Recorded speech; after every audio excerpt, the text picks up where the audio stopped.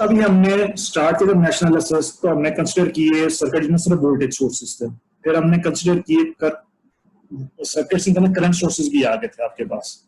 लेकिन उन दोनों केसेस में जो हमने देखा इसमें भी इसमें से करंट सोर्स में सिर्फ एक मैश करंट फ्लो करी I1। यहाँ पे भी इस मैश देखें, हर करंट सोर्स में से सिर्फ एक मैश करंट फ्लो कर रहा है, इसमें सिर्फ I1 फ्लो कर रहा है, इसमें सिर्फ I2 फ्लो कर रहा है इस करंट सोर्स में से। अब हमने एक स्पेशल केस कंसीडर करना है जिसके अंदर आपके पास करंट सोर्स तो है, लेकिन करंट सोर्स के अंदर से अब एक मैश करंट फ्लो नहीं करेगा। उसको हमने किस तरह डील करना, एग्जांपल करके देखते हैं तो आपको समझ आ जाएगी उसको हमने किस तरह डील करना। So we have a voltage source of 6 volts. We have a 1 kilo ohm resistor. ये 1 kilo ohm resistor.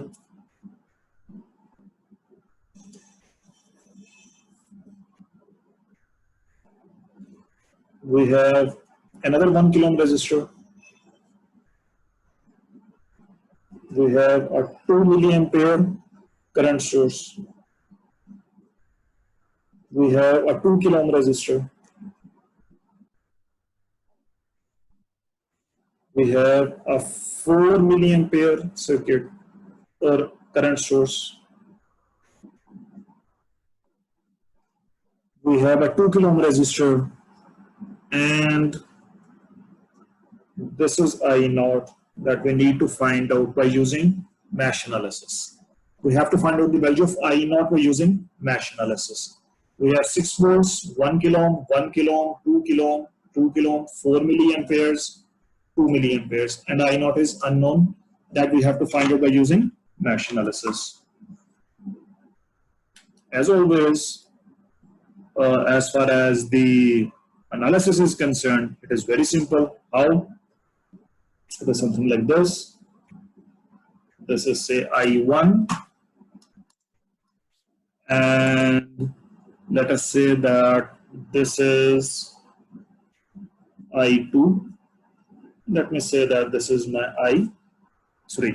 ठीक है जी, एक मेरा I2 हो गया, एक मेरा I1 हो गया, एक मेरा I3 हो गया। अब मैं सबकी क्या करना है, इनकी मैंने वैल्यूज को फाइंड आउट करना। I need to find out the values of all these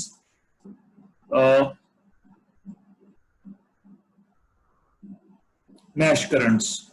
I need to find out the value of all these mesh currents. Now, is there any information from the circuit? Yes. I naught की value क्या होगी? It will be equal to I1 minus I2. Let me say this is my question number 2. So I naught की value क्या होगी आपके पास? It will be I1 minus I2. मैंने I1 minus I2 क्यों किया इसे? I2 minus I1 क्यों नहीं किया? क्योंकि देखिए I naught कहाँ पे फ्लो करी? From top to the bottom. I1 कहाँ पे फ्लो करी? It is also flowing from top to the bottom. So I1 I naught को support करेगी, लेकिन I2 is opposing I naught. It is flowing from bottom to the top. So I naught will be equal to I1, क्योंकि I1 I naught की direction same है, so I1 positive and I2 is opposing I naught, तो यहाँ पे minus I2 आ गया आपके पास। ये discussion मैं पहले भी काफी मरतबा कर चुका हूँ आपके लिए। So I naught will be equal to I1 minus I2. और क्या इंफॉर्मेशन आपके पास? I1 is equal to 2 milliampere. ये देखिए इस ब्रांच की करंट क्या, from bottom to the top 2 milliampere. ये I1 भी इसमें फ्लो करी from bottom to the top, so from here we can deduce that I1 is equal to 2 milliamperes. अब I2 और I3 के दरमियान कॉन्फ्लिक्ट आ गया आपके पास। ठीक है जी, कॉन्फ्लिक्ट किस तरह आ गया? अगर तो मैं तो कहूं I2 भी 4 milliampere है, ठीक है, तो फिर I3 मेरे पास -4 milliampere हो जाएगा। ठीक है जी, इस ब्रांच के अंदर आप देखिए इसमें दो करंट्स फ्लो कर रही हैं। एक तो फ्लो कर रही है इसके अंदर I2 किस तरह फ्लो कर रही है इसके अंदर? इन दिस डायरेक्शन, है ना। I2 जब इसमें घुमाई क्लॉकवाइज डायरेक्शन में, तो क्या होगी? From left to the right. और I3 इसमें फ्लो कर रही है इन दिस डायरेक्शन। I3 इसमें फ्लो कर रही है इन दिस डायरेक्शन। सो एक करंट इधर को जा रही है, एक करंट इधर को जा रही है, लेकिन इस ब्रांच की नेट करंट हमें गिवन है, वो कितनी है? 4 milliampere from left to the right. ये तो हमें गिवन है, हमें गिवन है कि इस ब्रांच के अंदर करंट कितनी फ्लो कर रही है? 4 मिलीएम्पियर। किस तरह फ्लो कर रही है? From left to the right. It is flowing from left to the right. हमें इस ब्रांच की करंट का तो पता है, वो क्या? 4 milliampere from left to the right. I2 flow कर रही है from left to the right, I3 flow कर राइट टू दी लेफ्ट। तो मतलब क्या हुआ कि इस ब्रांच के अंदर I3 जो है वो 4 मिली एम्पियर को अपोज कर रही है, लेकिन I2 जब 4 मिली एम्पियर को सपोर्ट कर रही है. So from the circuit the instruction we can say that I2 minus I3 will be equal to 4 milliamperes. हमें नेट करंट का पता है कितनी है 4 milliampere from left to the right. So मतलब क्या हुआ, I2 इस तरफ को जा रही है, I3 इसको अपोज कर रही है. सो I2 माइनस I3 का जो नेट होगा वो क्या होगा, 4 मिली एम्पियर्स होगा. मैंने I3 माइनस I2 क्यों नहीं किया? अगर मैं I3 को पॉजिटिव और I2 को नेगेटिव लेता हूं, तो मतलब क्या होगा, मैं अज्यूम करूं करंट राइट से लेफ्ट को जा रही है, जो कि गलत है. तो मुझे तो गिवन है करंट फ्लो करी from left to the right. ये तो ये चीज गिवन है current is coming from left to the right. अगर आप अपने मैट्रिक या एफएससी की याद करते हैं फिजिक्स की क्लास, तो आपको याद होगा अपने फ्रिक्शन के बारे में पढ़ा था. ठीक है जी. आपने एक फोर्स यहां पे अप्लाई कर रहे हैं इसको मूव करने के लिए, लेकिन यहां पर एक फोर्स ऑफ फ्रिक्शन है जो इसको अपोज कर रही है. ठीक है जी. तो जिसे हम कहते हैं जी फोर्स ऑफ फ्रिक्शन. ठीक है. तो आपके पास नेट फोर्स क्या होती थी, नेट फोर्स अगर ये मूव करता from left to the right, अगर ये मूव करता from left to the right, तो नेट फोर्स आपस में होती थी F minus force of friction. ठीक है जी. अगर ये मूव करता है तो हमारे पास क्या बन जाती थी, इसकी force minus force of friction, तो बाकी बन जाती है नेट फोर्स. ठीक है. इस नेट फोर्स को आप मास से मल्टीप्लाई करके, सॉरी ये क्या, F is equal to M में तो एक्सीलरेशन निकाल दो, तो हम कहते हैं F ओवर M करके एक्सीलरेशन फाइंड आउट कर सकते थे. लेकिन एक्सीलरेशन फाइंड आउट करने के लिए हमने ये करना था, नेट फोर्स निकालते थे. नेट फोर्स किस तरह की थी कि जो फोर्स हम लगा रहे हैं और जो उसको अपोज कर रही है, दोनों का सब्ट्रैक्शन करते थे. ठीक है जी. तो फिर हमारे पास आती थी नेट फोर्स. इसी तरह अगर हमने यहाँ पे भी देखना है, तो ये देखिए I2 यहाँ पे इस तरह का फ्लो कर रही है, ये I2 इस तरह फ्लो कर रही है और I3 इस तरह फ्लो कर रही है, लेकिन नेट करंट कहां पे फ्लो कर रही है, नेट करंट इस तरह फ्लो कर रही है, 4 मिली एम्पियर इस तरह का फ्लो कर रही है. इसका मतलब क्या हुआ, I2 ब्लॉक को मूव कर रही है अपनी डायरेक्शन के अंदर. I2 जो फोर्स है वो ब्लॉक अपनी डायरेक्शन मूव करने में कामयाब हो गई है. क्यों, ये 4 मिली एम्पियर हमें गिवन है कि लेफ्ट से राइट पे जा रही है, I2 भी लेफ्ट से राइट पे जा रही है. इसका मतलब क्या, हमारी जो फोर्स हमने अप्लाई की थी वो हमारे ब्लॉक को मूव करे from left to the right. So I2 हमारी होगी जो फोर्स अप्लाई की हमने, और I3 समझिए फोर्स ऑफ रेजिस्टेंस है, ये फ्रिक्शन है जो इसको अपोज कर रही है. तो नेट फोर्स पे क्या होगी हमारे पास, I2 minus I3 is equal to 4 milliamperes. So यहां पे हमारे पास आ गया I2 minus I3 is equal to 4 milliamperes. लेकिन ना तो हमारे पास I2 की वैल्यू है, ना ही हमारे पास I3 की वैल्यू है. ना तो I2 की वैल्यू है हमारे पास और ना ही हमारे पास I3 की वैल्यू है. तो ये वैल्यू हमारे पास किस तरह आएंगी, अब उसके हमें I2 और I3 के ऊपर KVL अप्लाई करना पड़ेगा. हमें I2 और I3 के ऊपर KVL अप्लाई करना पड़ेगा. लेकिन एक प्रॉब्लम है, वो प्रॉब्लम क्या है जी हमारे पास, यहाँ पे हमें 4 मिली एम्पियर की वोल्टेज का नहीं पता भाई. अगर मैं I3 पे अप्लाई करता हूँ, चलिए इसकी तो ओम्स लॉ के थ्रू आ जाएगी, इस 1K की भी ओम्स लॉ के थ्रू आ जाएगी. ये 6 वोल्ट्स मुझे गिवन है, ये करंट सोर्स की वोल्टेज क्या लिखूं. इस तरह अगर मैं इस लूप पे आता हूँ, मैच पे आता हूँ, तो 2K की वैल्यू भी 2K की वोल्टेज भी आ जाएगी मेरे पास बाय यूजिंग ओम्स लॉ. इस 2K की भी आ जाएगी by using Ohm's law. 4 milliampere की मेरे पास कहां से आएगी. तो उसके लिए फिर हमने हल क्या निकाला कि हमने एज्यूम कर लेना कि इसके क्रॉस वोल्टेज है Vx. हमने एज्यूम कर लिया इस करंट सोर्स से क्रॉस वोल्टेज के Vx. ठीक है जी. अब इसकी पोलैरिटी क्या होनी चाहिए, वो होगी यहाँ पे माइनस और यहाँ पे प्लस. कहां से मुझे पता लगा ये पोलैरिटी का, from chapter number 1 passive sign convention that for the sources current should enter the negative end leave from the positive. तो नेट करंट कहां पे है, from left to the right है. सो लेफ्ट तरफ आपका नेगेटिव होना चाहिए और राइट जहां से इसने लीव करना है वो क्या होना चाहिए, पॉजिटिव होना चाहिए. अब आप केवीएल अप्लाई कर सकते हैं I3 के ऊपर भी और I2 के ऊपर भी.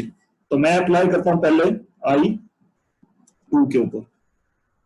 तो आसान तरीका क्या है हमेशा की तरह हमारे लिए, और वो क्या है जी, आपने सबसे पहले लिखा I1, फिर लिखा आपने I2, फिर लिखा आपने I3. I2 भी अप्लाई कर रहे हैं तो I2 पॉजिटिव, I1 भी नेगेटिव और I3 भी नेगेटिव. अब I1 और I2 को दरमियान कॉमन रेजिस्टेंस देखना हमने. तो ये 2K देखिए, इसमें से I1 भी फ्लो कर रहा है, I2 भी फ्लो कर रहा है इस 2K में से. तो this 2K is common between I1 and I2. यहाँ पे क्या आ गया आपके पास, 2K आ गया जी. फिर अगला काम,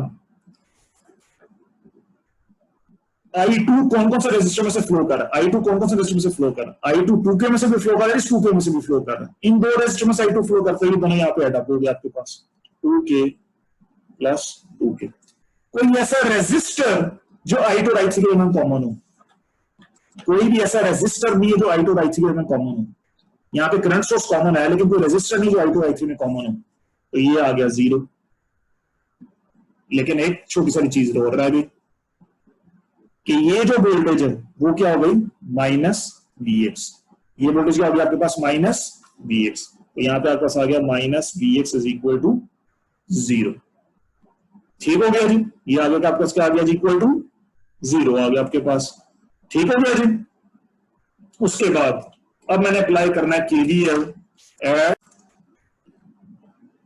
अब हमने I2 के ऊपर KVL अप्लाई कर लिया, हमने I3 के ऊपर KVL अप्लाई करना। So let us apply KVL to I3 और वो उसे अप्लाई करने के स्टेप्स क्या हैं जी जो हमने पहले फॉलो किए थे जी।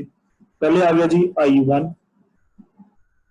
फिर आ गया I2, देन आ गया I3।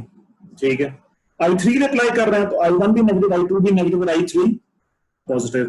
अब I1 और I3 का कॉमन रेजिस्टर कौन सा, ये जो 1 केस में I1 भी फ्लो कर रहा है I3 भी फ्लो कर रहा है, सो यहाँ पे क्या आ गया 1K आ गया।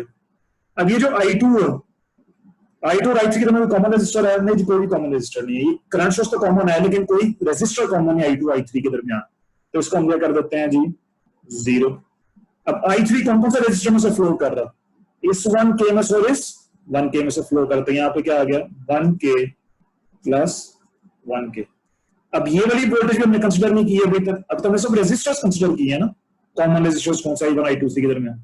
अब एक ये वाली वोल्टेज रह गई प्लस Vx, अब क्लॉकवाइज डायरेक्शन में है तो पहले प्लस Vx आया, तो यहाँ पे आ जाएगा प्लस Vx, और फिर आप आगे गए और ये 6 वोल्ट्स आया, तो ये इसका पहले नेगेटिव टर्मिनल आ रहा है आपके पास, तो ये आ गया -6 इज इक्वल टू 0। ठीक है जी, ये जो -6 है ये जब राइट हैंड साइड पे जाएगा तो ये +6 हो जाएगा, so it will be equal to +6। So this is your equation number 5। अब आपने क्वेश्चन नंबर 4 का क्वेश्चन नंबर 5 को ऐड अप कर देना।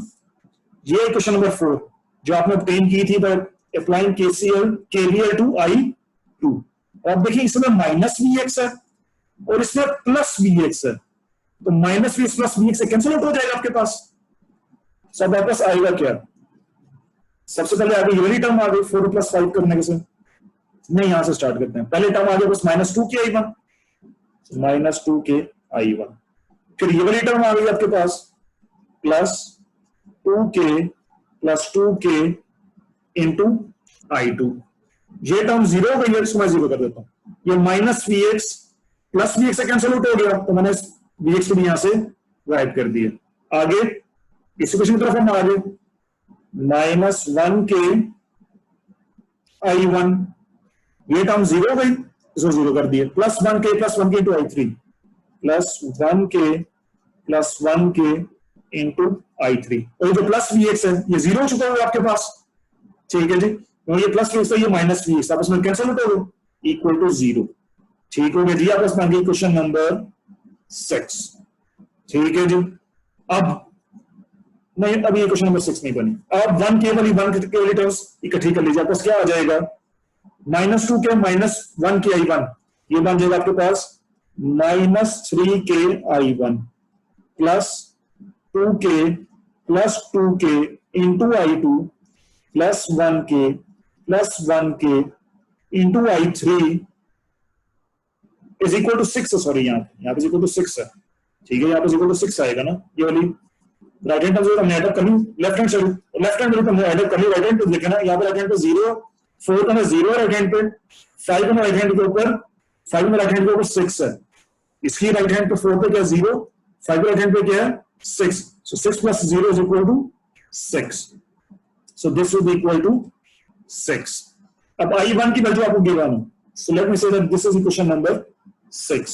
now substitute equation number 2 in equation number 6। तो 2 का नाम बस क्या गिवन है, I1 = 2 मिली एम्पियर्स, तो ये आपका क्या आ जाएगा -3K I1 into 2 milli ampere, तो ये आपका बनेगा -6, ये -6 यहाँ पे बन जाएगा, -3K into 2 milliamperes, it will become -6, ये -6 जब राइट हैंड साइड पे जाएगा तो +6 हो जाएगा, तो 6 + 6 is equal to 12. So 2k plus 2k into I2 plus 1k plus 1k into I3 is equal to 12. This is your equation number 7. This is your equation number 7.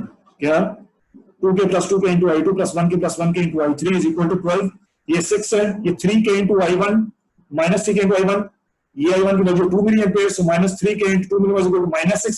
-6 हो जाएगा right hand side पे जाकर +6 हो गया, 6 + 6 is equal to 12 हो जाएगा आपके पास.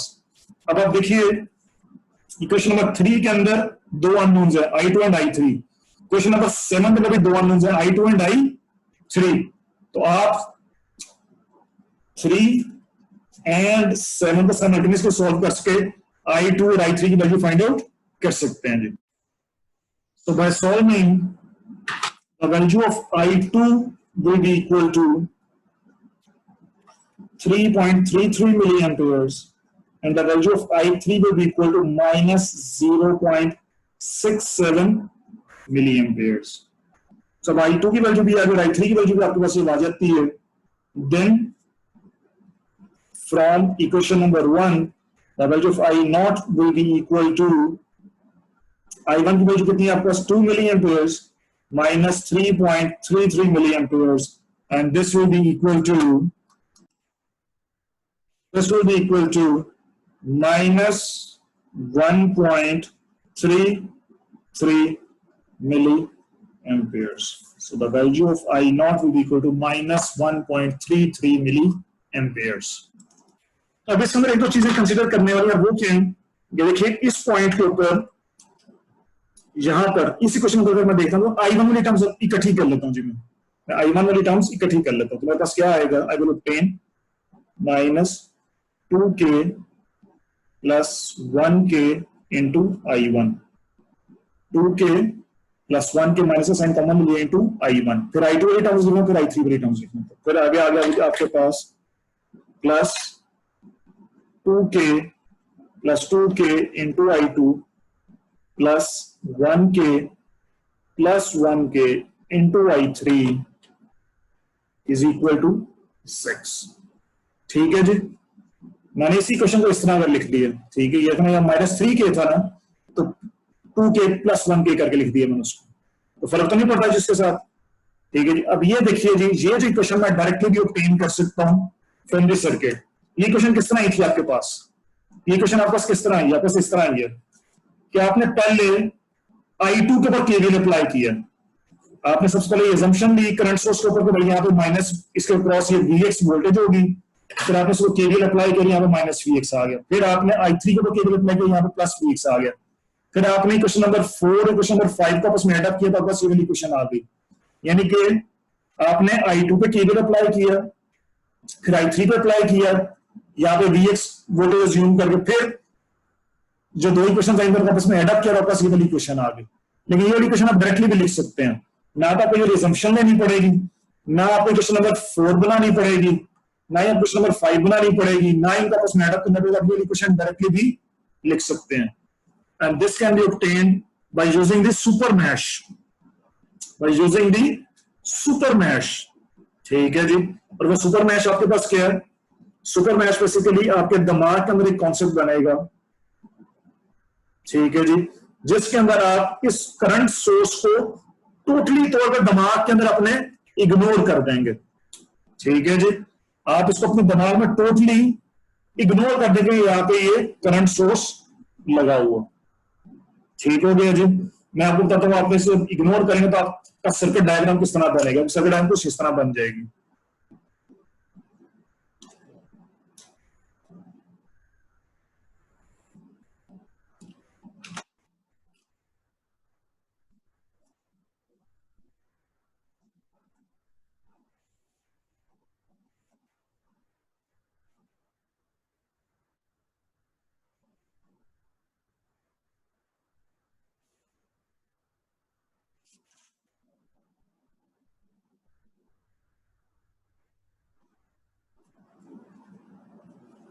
ये देखिए जी, ये सर्किट डायग्राम बन गई है, ठीक है जी, as compare to this one, यानी कि एक ब्रांच के अंदर मैंने क्या कर दी है, गायब कर दी है, ठीक है जी।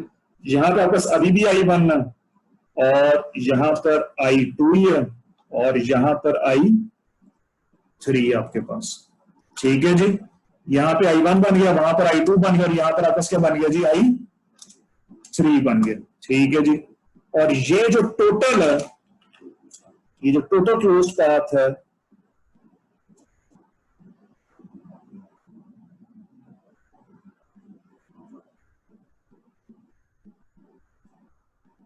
ठीक है, ये टोटल क्लोज पाथ है, मैंने डॉटेड लाइन में शो की है,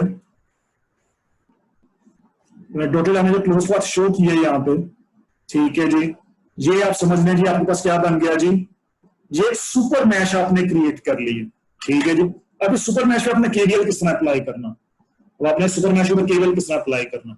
अब ये सुपर मैश किस किस का बना हुआ है जी, अब ये सुपर मैश बना हुआ है आपके पास I2 एंड I3 का, ये सुपर मैश किस किस का आपका कॉम्बिनेशन है, I2 एंड I3 का। तो सबसे पहले आपने लिख लिया यहाँ पे I1, फिर आपने लिख लिया I2, और फिर आपने लिख लिया अपना I3, ठीक है जी।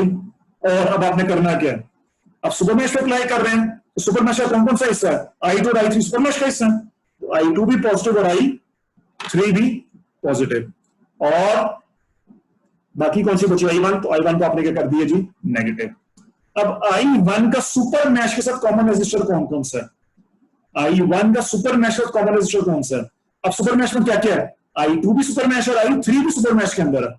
अब ये देखिए, ये जो 1K है, ये कॉमन है बिटवीन I1 एंड I3। अब I3 सुपर मैश का हिस्सा, तो इसका मतलब क्या हुआ, ये 1K यहां पे आ जाएगा, ठीक है जी। This 1K is common between I1 and I3, and I3 is part of the supermesh, ठीक है। जिससे यहां पे जब हम अप्लाई करें तो हमने देखना I1 का सुपर मैश के साथ कॉमन कौन कौन सा, तो सुपर मैश में I2 और I3 दोनों ही है, सो I1 और I3 के दरमियान कॉमन कौन सा, 1K। अब I2 भी सुपर मैश का हिस्सा, अब I2 और I1 के दरमियान कॉमन कौन सा, वो ये कौन सा है जी, तो ये 2K रजिस्टर है, तो यहाँ पे ये 2K रजिस्टर भी आ गया। सो अब आपने I1 के साथ कौन कौन सा रजिस्टर लिख लिया नेगेटिव साइन के साथ, जो जो कॉमन थे between I1 and super mash. अब आपने देखना I2 किस किस में से फ्लो कर रही है, I2 फ्लो कर रही है 2K में से, 2K में से I2 फ्लो कर रही है 2K में से, 2K में से, तो यहाँ पे आ जाएगा जी 2K प्लस 2K। और फिर I3 किस किस में से फ्लो कर रहा है, ये I3 फ्लो कर रहा है इस 1K में से और इस 1K में से, I3 फ्लो कर रहा है इस 1K में से और इस 1K में से, तो यहाँ पे आ जाएगा जी 1K प्लस 1K। अब कोई वोल्टेज सोर्स है सुपर मैश के अंदर जी, जब हम सुपर मैश में देखें तो यहाँ पे ये 6 वोल्ट का वोल्टेज सोर्स लगा हुआ, इसका नेगेटिव टर्मिनल आता है पहले, अब क्लॉकवाइज डायरेक्शन में है तो पहले नेगेटिव टर्मिनल आता है आपके पास, तो यहाँ पे आ जाएगा जी -6 इज इक्वल टू 0, तो ये 6 सेकंड चल के जाके हो जाएगा पॉजिटिव, तो ये +6 हो जाएगा। अब आप कंपैरिजन कीजिए किस किस का, इन दो इक्वेशंस का, इसका और इसका, देखें सेम इक्वेशन एग्जैक्टली, सो आपने सुपर मैश के थ्रू भी एग्जैक्ट सेम इक्वेशन लिख ली है, ठीक है। अब स्टेप्स कौन कौन से आपके कम हो गए, स्टेप्स आपके कौन कौन से कम हो गए, आपको 4 के केवीएल अप्लाई करने की जरूरत नहीं पड़ी, नहीं पहला स्टेप क्या था, ये Vx वोल्टेज आपको ज्यूम करने की जरूरत नहीं पड़ी, अगला स्टेप आपको ये I2 पे केवीएल अप्लाई करने की जरूरत नहीं पड़ी, फिर आपको I3 पे भी केवीएल अप्लाई करने की जरूरत नहीं पड़ी, फिर आपको 4+5 ऐड करके Vx को एलिमिनेट करने की जरूरत नहीं पड़ी, ये जो Vx हमने एलिमिनेट किया आपको इसकी जरूरत नहीं पड़ी। सो 1 2 3 4 स्टेप आपके खत्म हो गए, ना ये Vx ज्यूम करना पड़ा, ना ये वाला केवीएल, ना ये I3 का केवीएल, ना ये 4+5, ये 3-4 स्टेप आपके खत्म हो गए। आपने डायरेक्टली सुपर मैश अप्लाई किया, सुपर मैश किसने अप्लाई किया, आपने करंट सोर्स को वहां से रिमूव कर दी जो कॉमन था बिटवीन 2 मैशेस, ठीक है जी। फिर आपने पूरी डॉटेड लाइन जो बनी, पूरी जो बड़ी सारी मैश बन गई, उसको सुपर मैश बोलते हैं। सुपर मैश का हिस्सा कौन कौन सा है, I2 एंड I3, तो आपने सबसे पहले लिखा I1, फिर I2, फिर I3, ठीक है जी। I2 और I3 को पॉजिटिव कर लिया क्योंकि ये दोनों सुपर मैश का हिस्सा है, तो ये भी पॉजिटिव और ये भी पॉजिटिव, और I1 को आपने कर दिया नेगेटिव कर दिया, यहाँ और जितनी भी करंट्स होंगी सारी नेगेटिव हो जाएंगी। फिर I1 का आपने देखा इसका सुपर मैश के साथ कॉमन रेजिस्टर कौन कौन सा है, I1 ये 1K I1 और I3 के दरमियान कॉमन है, और ये 2k I1 और I2 के दरमियान कॉमन है, I2 I3 दोनों सुपर मैश के अंदर है, सो ये 1k प्लस 2k यहाँ पे आ गया। फिर I2 आया, I2 किस किस्म से फ्लो कर रहा है, 2k में से 2k। फिर I3 किस किस्म से फ्लो कर रहा है, 1k में से प्लस 1k, और ये -6 वोल्ट था, क्लॉकवाइज डायरेक्शन में हम देखें तो ये तो जाके राइट हैंड साइड पे +6 वोल्ट हो गए। तो आपने डायरेक्टली ये सुपर मैश के थ्रू ये इक्वेशन ऑब्टेन कर ले। So this is called as the supermesh concept, ठीक है। तो मैं आपको अगर क्वेश्चन दूंगा जिसके अंदर आपका करंट सोर्सेस कॉमन होंगे दो मैशेस के दरमियान, तो मैं आपसे कहूंगा कि आपने इसमें सुपर मैश ही अप्लाई करना है, आपने ये एलिमिनेशन नहीं करनी, आपने ये एलिमिनेशन नहीं करनी VX की, आपने इतना लंबा काम नहीं करना, आपने हमेशा सुपर मैश का कॉन्सेप्ट ही अप्लाई करना है अपने इस पर्टिकुलर सिनेरियो के अंदर। क्योंकि आप देख सकते हैं कि काफी कॉम्प्लेक्स हो गया आपके पास इंस्पेक्शन मेथड यहां पे अप्लाई करना, ठीक है। इंस्पेक्शन मेथड अप्लाई करना काफी एक लेंथी प्रोसीजर हो गया आपके पास यहाँ पे, तो आप इसको अवॉइड करने के लिए क्या कर सकते हैं जी, P10 ये मैं इसको P10.1 करता हूँ, P10.1, ठीक है। इस लेंथी प्रोसीजर को, क्योंकि लेंथी प्रोसीजर है तो गलती के चांसेस काफी ज्यादा हैं, जिस तरह देखा मैंने यहाँ पे किया, I1 लिखा, I2 लिखा, I3 लिखा, फिर इनमें कॉमन देखे, ठीक, इसमें गलती के चांसेस ज्यादा हैं, तो मैं हाईली रिकमेंड करूंगा मेथड 3 आप अप्लाई करें ये सुपर मैश के ऊपर। किस तरह, आप राइट हैंड से चले, क्लॉकवाइज डायरेक्शन के अंदर, पहले 6 वोल्ट्स आया तो यहाँ पे आ गया -6, फिर आगे ये 1k आया प्लस 1k। सुपर मैश किस किस के ऊपर है जी, सुपर मैश ये है जी I2 एंड I3 का, सो आगे आ गया 1k, इस 1k में से कौन सी करंट फ्लो कर रही है, सिर्फ I3, सो यहाँ पे आ गया 1k I3, आगे आया 2k के ऊपर, इस 2k में से कौन सी करंट फ्लो कर रही है, सिर्फ I2, आपका आ गया 2k I2। फिर आपके पास आया ये वाला 2k, इस 2k को आपने 2k लिख दिया, और आपका आ गया इसमें से करंट कौन सी फ्लो कर रही है, I2 भी फ्लो कर रहा है और I1 भी फ्लो कर रहा है, क्योंकि आप सुपर मैश अप्लाई कर रहे हैं तो I2 पॉजिटिव ले लिया और बाकी करंट्स नेगेटिव ले लिए, सो -I1। आगे फिर आपका ये वाला 1k आ गया प्लस 1k, इसमें से कौन सी करंट फ्लो कर रही है, I3 और I1, आप सुपर मैश अप्लाई कर रहे हैं तो I3 पॉजिटिव ले लिया, बाकी करंट्स को नेगेटिव ले लिया, इक्वल टू 0। इसको सिंप्लीफाई कर लें तो आपके पास यही वाली इक्वेशन आ जाएगी जो सुपर मैश की डायरेक्ट इक्वेशन हम लिखते हैं बाय इंस्पेक्शन। बाय इंस्पेक्शन कर रहे हैं, मुझे कोई प्रॉब्लम नहीं है, ठीक है, लेकिन गलती के चांसेस ज्यादा हैं, गलती आप इस तरह अवॉइड कर सकते हैं सुपर मैश के ऊपर, कि आपको पता होना चाहिए कि बड़ा इजी है अगर आप इसको विजुअलाइज करें कि भाई सुपर मैश में कितनी कंपोनेंट्स हैं, 1 2 3 4 और 5, मतलब 5 वोल्टेज होनी चाहिए इसके अंदर। ये पहली वोल्टेज आ गई, ये दूसरी वोल्टेज आ गई, ये तीसरी आ गई, ये चौथी आ गई, ये पांचवी आ गई। तो ये आपने गिनती करना बड़ा आसान होता है अगर आप मेथड 3 को इस्तेमाल करते हैं नोडल एनालिसिस के अंदर या मैश एनालिसिस के अंदर। दोनों के अंदर अगर आप मेथड 3 इस्तेमाल करते हैं तो आप बस टर्म्स ऑफ काउंट कर सकते हैं, उसमें केसीएफ लगता पता है कितनी टोटल करंट्स हैं, जितनी ब्रांचेस हैं उतनी करंट्स होनी चाहिए, इसके अंदर जितने कंपोनेंट्स हैं उतने ही आपके पास वोल्टेजेस होनी चाहिए, ठीक है। तो आपके लिए बड़ी आसानी रहती है, क्योंकि यहाँ पे अगर आप देखते हैं डायरेक्टली अगर हम देखा तो इक्वेशन में कितने कंपोनेंट्स हैं, 1 2 एंड 3 एंड 4, तो आपके लिए ना जरा मुश्किल हो जाता है कि यार चीजें यहाँ पर लगी हुई हैं 1 2 3 4 5, यहाँ पे टोटल 4 वोल्टेजेस आ रही है, क्या समझ नहीं आ रही बात। तो अगर आप मेथड 3 से करते हैं तो आपको नजर आ रहा है अब मैं 5 वोल्टेजेस लिखनी है, ये 1 के I3 इसकी वोल्टेज है, ये 2 के I2 इसकी वोल्टेज है, ये 2 के into I2 minus I1 इसकी वोल्टेज है, ये 1 के into I3 minus I1 इसकी वोल्टेज है, ये 6 वोल्ट इसकी वोल्टेज है। अब वो 5 वोल्टेजेस आपके लिए विजुअलाइज करना आसान है। सो ये आपके पास हो गया जी सुपर मैश की टेक्निक। आपने जब भी करना है, अगर आपके पास करंट सोर्स आएगा जो कॉमन होता है दो मैशेस के दरमियान, तो आपने ये वाली इक्वेशन लिखनी है, ठीक है जी, जो कंस्ट्रेंट इक्वेशन है सुपर मैश के लिए, I2 minus I3 is equal to 4 मिलीएम्पेयर्स। ये जो मैंने आपको एग्जांपल समझाई है फ्रिक्शन की नेट फोर्स वाली, ठीक है जी। और फिर उसके बाद आपके पास आ जाएगा जी सुपर मैश आपने डायरेक्टली अप्लाई करना है, या तो आपने अप्लाई करना है बाय यूजिंग इंस्पेक्शन मेथड या बाय यूजिंग मेथड 3। ये जो मेथड है आपने ये अडॉप्ट नहीं करना मैश एनालिसिस के अंदर, सुपर मैश कॉन्सेप्ट आपको अप्लाई करना पड़ेगा, आपने ये नहीं करना, ये फिर ये फिर एलिमिनेशन, ये आपने स्टेप्स नहीं करने, आपको डायरेक्टली सुपर मैश अप्लाई करना पड़ेगा। ठीक है जी, जिसके अंदर आपने ये गायब कर दिया अपना करंट सोर्स। ठीक है जी।